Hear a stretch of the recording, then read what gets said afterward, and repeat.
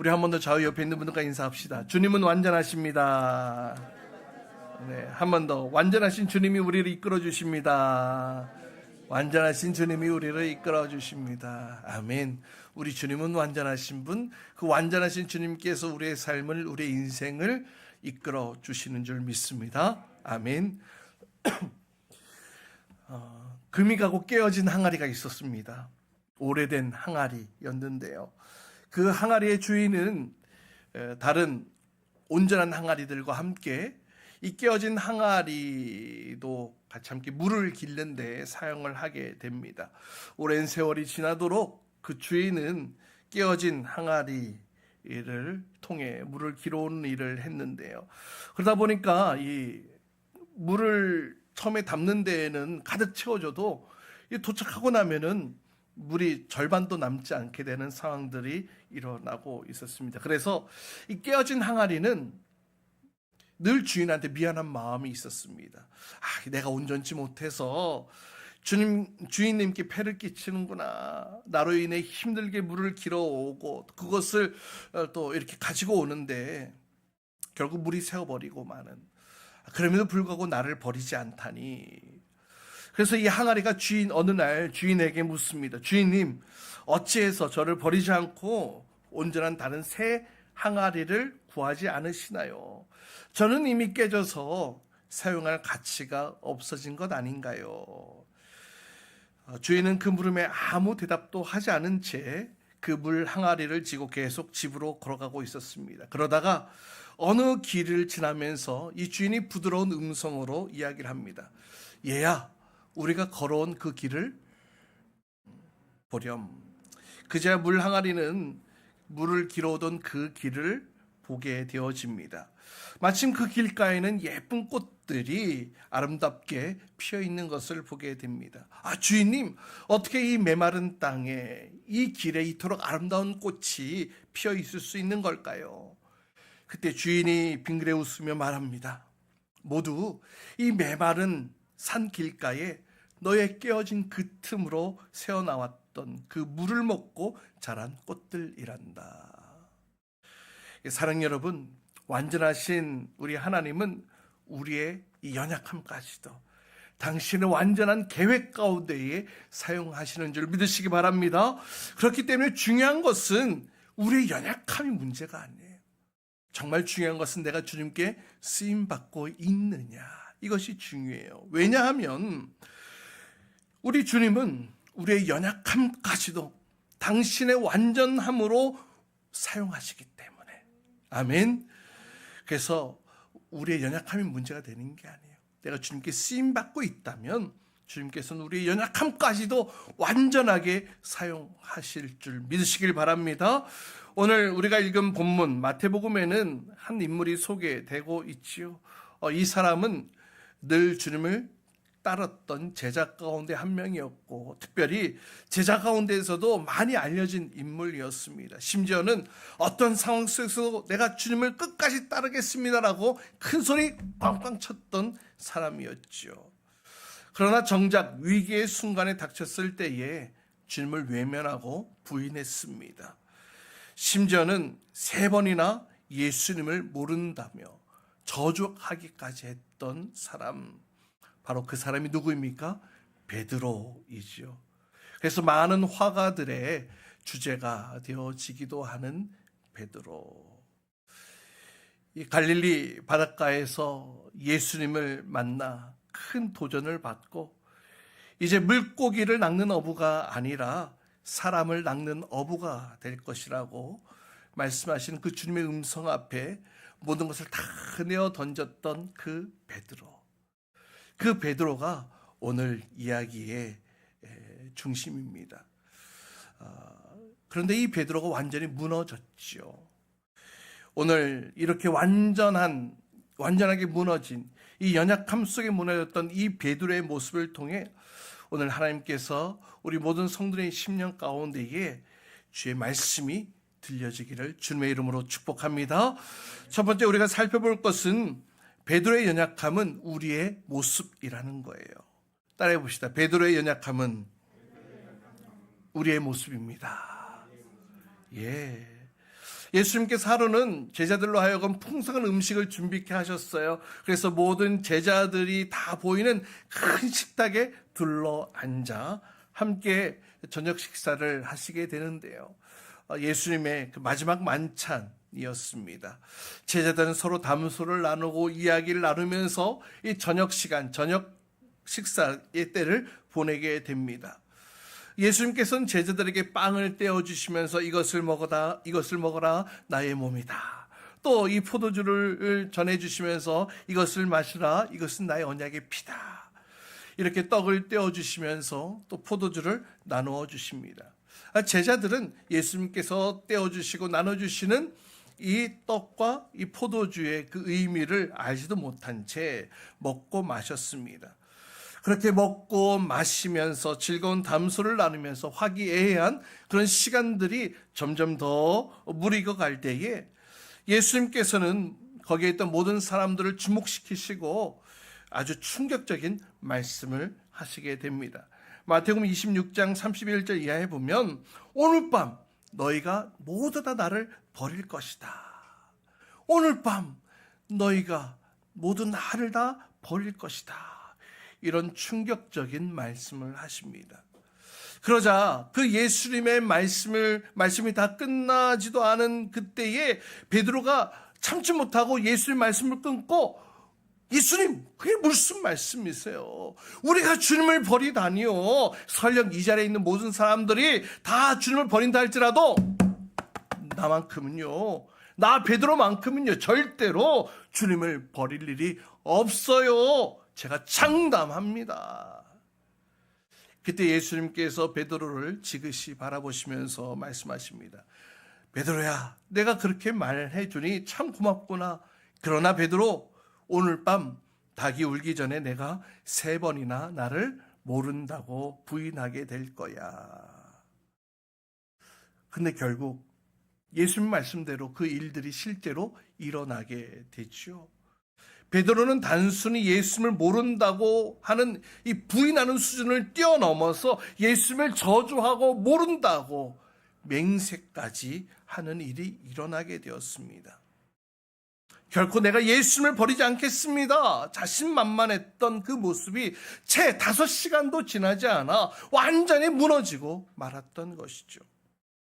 당당했던 그 모습은 온데간데 없고 초라한 배신자가 되어 버린 이 베드로. 오늘 우리가 읽은 본문의 내용, 오늘 본문의 이야기입니다. 연약함 가운데에 두려움에 예수님을 부인했던 이 베드로는 결국 닭 울음소리가 꼬끼오 하는 순간 정신이 번쩍 들어 주님이 하신 그 말씀이 기억나게 되어집니다. 75절 말씀 보세요. 닭이 울기 전에 내가 나를 3번 부인할 것이다 하신 예수의 말씀이 생각나서 네가 나를 3번 부인하게 될 거야. 꼬끼오 하는 그 소리에 정신이 번쩍 들어서 예수님이 나에게 하셨던 그 말씀이 다시금 생각나게 되어졌고 그 순간 베드로는 그 자리를 박차고 밖으로 나아가서 심각하게 몹시 울었다라고 성경 기록하고 있습니다. 여러분, 이 베드로가 통곡을 하면서 무슨 생각을 했을까요? 무슨 생각을 하며 울고 있었을까요? 가장 먼저 자책하는 마음이 생기지 않았을까요? 에이 바보야, 에이 바보야, 야, 그 상황에 그냥 쫄아가지고 그 예수님을 모른다고 했냐? 야, 왜 그랬어, 왜? 야, 다른 사람 몰라도 야, 너는 그러면 안 되잖아 하면서 스스로를 막 자책하지 않았을까 싶습니다. 그러면서 이어지는 마음, 예수님에 대해 미안한 마음들이 일어나지 않았을까요? 아, 예수님 죄송해요. 내가 주님을 모른다고 했네요. 주님이 잡혀가시는 그 상황 속에 너무나 당황스러운 나머지 두려워서 예수님을 모른다며 저주까지 했네요. 주님, 나를 용서해 주세요. 그러면서 이어지는 모습, 이제 자신의 연약한 모습을 보게 되어지는 거예요. 자신의 연약함을 인정하게 되는 거예요. 그렇습니다, 주님. 주님의 말씀이 맞네요. 아무리 제가 호언장담했지만 상황과 환경이 이렇게 쉽게 쉽게 무너지는 저의 모습이 이것이 저의 모습이었네요. 주님, 그렇게 주님을 따라다녔건만 정작 가장 중요한 그 순간에 한없이 나약했던 저의 연약함을 인정합니다. 사랑하는 여러분, 우리도 평소에 이 베드로처럼 믿음의 고백을 주님께 드리곤 하지 않습니까? 예배 때 받은 감격의 반응으로 또 우리의 삶 속에 또 하나님 주시는 그 은혜와 또 기도의 응답으로 주님께 이런 믿음의 고백을 하지 않습니까? 근데 여러분, 우리가 기억해야 될 사실이 한 가지가 있습니다. 그것은 바로 우리 모두는 연약한 존재라는 거예요. 한번 따라해 봅시다. 우리 모두는 연약한 존재입니다. 여러분, 베드로를 보세요. 베드로가 어떤 고백까지 했던 사람입니까? 예수님에 대해 절대 충성을 다짐했던 사람이었습니다. 요한복음 6장 이하에 보면 많은 사람들이 예수님의 말씀을 이해하지 못하고 떠나감으로 인하여 제자들만 남았을 때에 예수님께서 제자들에게 너희도 나를 떠나가느냐 했을 때에 베드로가 아닙니다, 주님, 나는 목숨을 다해 주님만을 따를 것입니다 라고 고백했던 바로 그 베드로 아니었습니까? 뿐만 아닙니다. 마태복음 16장 16절을 보세요. 시몬 베드로가 예수님을 향하여 놀라운 고백을 합니다. 주님, 주님은 살아계신 하나님의 아들 그리스도십니다. 이 놀라운 고백까지 했던 베드로. 분명 베드로의 이와 같은 고백들은 정말 진심을 담은 고백이었을 것입니다. 진심의 고백이었을 거예요. 그러나 그런 진심의 고백, 그런 마음이 있었음에도 불구하고 위기가 닥치자 그 고백들은 아무런 힘을 발휘하지 못하게 되어집니다. 예수님의 붙잡힌 상황 속에 베드로는 두려움에 사로잡혔어요.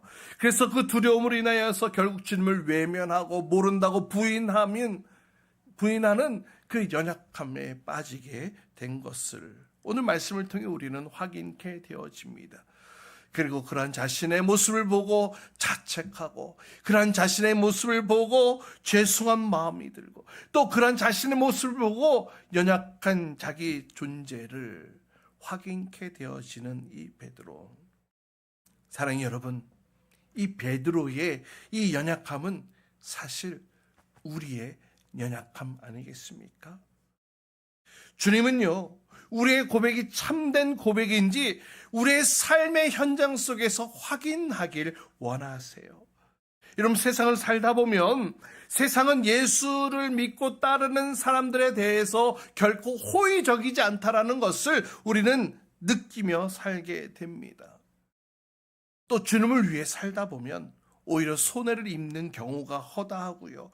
오히려 비난받아야 할 때가 더 많다는 것을 우리는 확실히 알게 됩니다. 그래서 그리스도인들을 비난하고 또 흠집잡으려 하고 적대적인 이 세상 속에 살다 보면 그러한 것들이 두려워서 그러한 것들을 피하고 싶어서 내가 예수의 제자된 이 신분을 감추고 그냥 세상 사람들과 똑같이 그냥 세상의 일부인 양 튀지 않고 숨어 지내고 싶은 마음이 들기 마련이죠.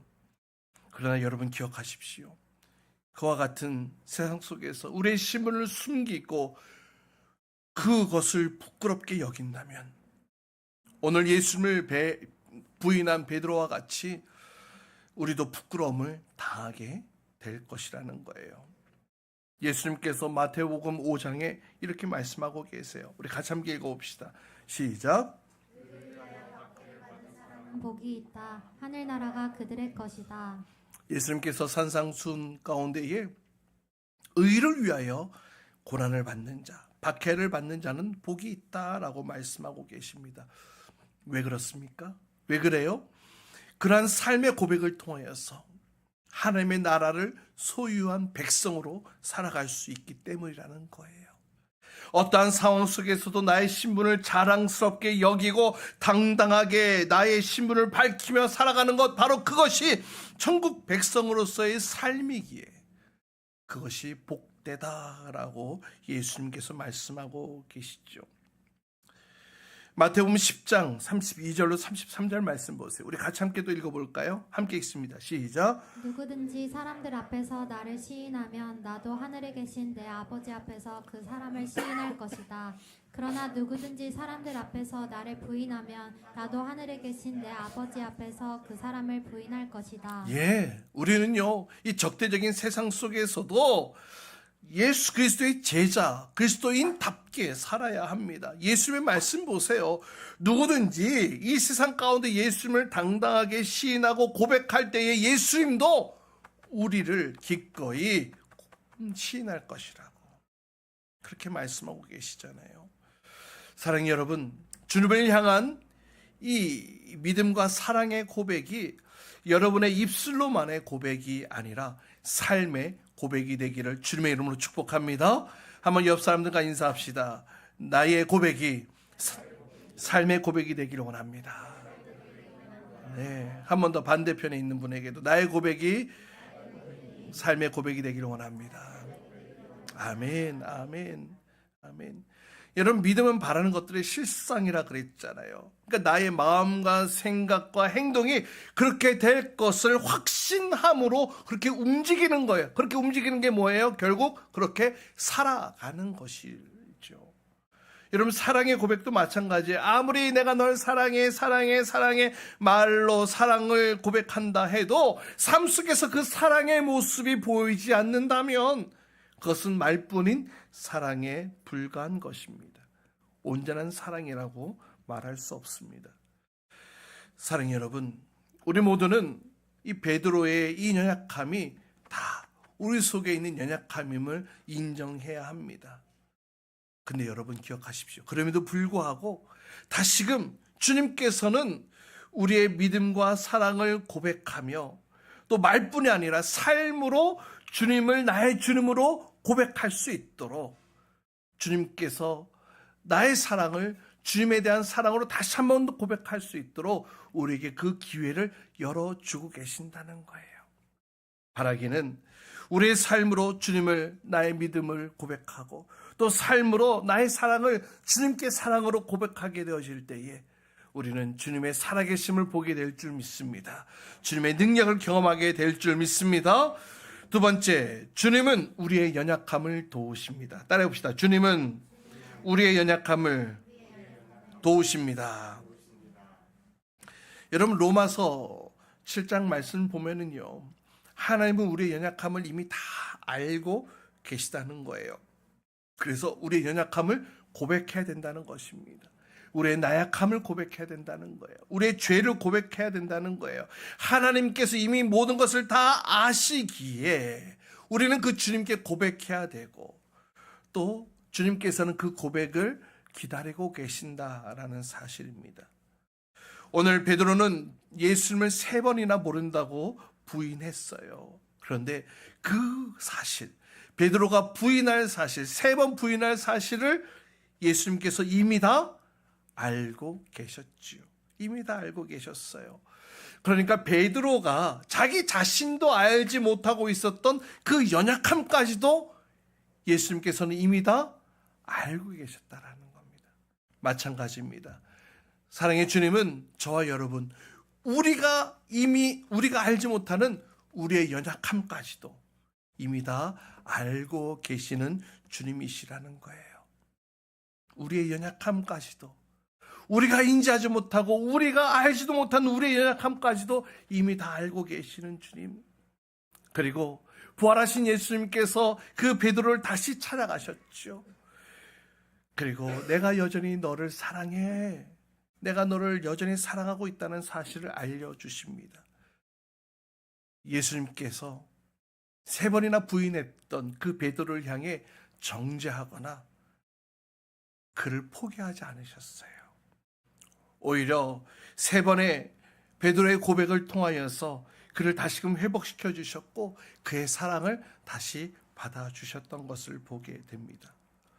우리 요한복음 21장 15절 이하에 보면 바로 그 사건이 나와 있는데 우리 같이 함께 한 목소리로 읽어보도록 합니다. 함께 읽습니다. 시작. 그들이 아침을 먹은 뒤에 예수께서 시몬 베드로에게 물으셨다. 요한의 아들 시몬아, 내가 이 사람들보다 나를 더 사랑하느냐? 베드로가 대답하였다. 주님, 그렇습니다. 내가 주님을 사랑하는 줄을 주님께서 아십니다. 예수께서 그에게 말씀하셨다. 내 어린 양떼를 먹여라. 예수께서 두 번째로 그에게 물으셨다. 요한의 아들 시몬아, 내가 나를 사랑하느냐? 베드로가 대답하였다. 주님, 그렇습니다. 내가 주님을 사랑하는 줄을 주님께서 아십니다. 예수께서 그에게 말씀하셨다. 내 양떼를 쳐라. 예수께서 세 번째로 물으셨다. 요한의 아들 시몬아, 내가 나를 사랑하느냐? 그때 베드로는 예수께서 내가 사랑하느냐 하고 세 번이나 물으심으로 불안해서 주님께서는 모든 것을 아십니다. 그러므로 내가 주님을 사랑하는 줄을 주님께서 아십니다 하고 대답하였다. 예수께서 그에게 말씀하셨다. 내 양떼를 먹여라. 요한의 아들 시몬아, 내가 이 사람들보다 나를 더 사랑하느냐? 요한의 아들 시몬아, 내가 나를 사랑하느냐? 내가 나를 사랑하느냐? 예, 주님, 제가 주님을 사랑하죠. 예, 주님, 내가 주님을 사랑합니다. 예, 주님, 내가 주님을 사랑한다고요. 이 모든 것을 주님께서 하시지 않습니까? 비록 연약하여 쓰러지고 무너졌던 베드로였지만 다시금 그를 통하여서 예수님에 대한 사랑 고백할 수 있도록 예수님께서는 기다려주셨고 결국 그 고백을 받아주셨던 것을 보게 됩니다. 우리도 베드로처럼 연약하고 쓰러질 때가 있어요. 실수하고 넘어질 때가 있어요. 그때 우리 스스로에게 에이, 왜 이렇게 나는 믿음이 없는 거야? 에이, 왜 이렇게 나는 여전히 이 모양 이 꼴일까? 하면서 자책하기도 하죠. 그러나 사랑하는 여러분, 그 순간에도 우리 주님은 저와 여러분을 끝까지 포기하지 않고 사랑하고 계시는 분이신 줄 믿으시길 바랍니다. 예수님께서는 자기를 부인하고 외면했던 그 베드로를 직접 먼저 찾아가 주셨듯이 오늘 이 시간 나의 연약함 때문에 힘들어하고 있는 우리를 찾아오시는 줄 믿습니다. 이 시간 주님께서 여러분의 심령 가운데 찾아가셔서 말씀하실 거예요. 그리고 베드로를 격려하시고 다시금 그의 고백을 통해 다시금 셈을 얻을 수 있도록, 그래서 사명자로 살아갈 수 있도록 도우셨던 것처럼 지금 우리 가운데 오신 주님께서 우리의 마음을 위로하시고 또 격려하시고 또 새로운 삶을 살 수 있도록 기회를 주시고 그렇게 살아갈 수 있는 힘과 능력을 공급해 주실 줄 믿습니다. 사랑하는 여러분, 우리에게 부족한 것이 발견될 때마다 우리가 무엇을 해야 되겠습니까? 더욱더 그 주님을 의지하시기 바랍니다.